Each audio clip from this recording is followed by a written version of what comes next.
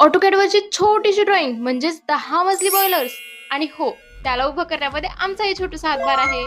तर मी प्रिया आणि पहिल्यांदाच एसी डब्यामध्ये प्रवास करत आम्ही निघालो कर्नाटकामध्ये साईट व्हिजिटसाठी. ट्रेनमध्ये तर फुल वाईब होता, पण बॉयलर बघण्याची आमची एक्साइटमेंट टॉप नॉच होती. पण स्टेशनच्या बाहेर पाऊल ठेवतात सूर्यदेवता is like welcome to Karnataka. कडक ऊन, हाय टेम्परेचर, त्यात हीट वेव्स. तेव्हा समजलं आजचा दिवस फक्त विजिट नाही तर सर्व्हायवल मिशन आहे. मग फटाफट सनस्क्रीन लावून सेफ्टी किट घालून आम्ही तयार झालो रिअल इंजिनिअरिंग एक्सपिरियन्स घेण्यासाठी. बोलतात ना, स्विमिंग शिकायची असेल तर आधी पाण्यामध्ये उतरावं लागतं. अगदी तसंच आमच्या थेरॉटिकल नॉलेजला रिअल चॅलेंज देणारी ही साईट व्हिजिट होती. आणि खरं सांगायचं तर इतके मोठे बॉलर्स बघून आम्हाला शॉक बसला की ऑटोकॅडवरची छोटीशी ड्रॉइंग इतकी मॅसिव्ह रिअलिटी ही असू शकते. मग काय, प्रश्नांचा तर पाऊसच झाला. अजीब अजीब अतरंगी क्वेश्चन विचारून जेवढं नॉलेज भेटेल तितकं गोळा करण्याचा प्रयत्न केला.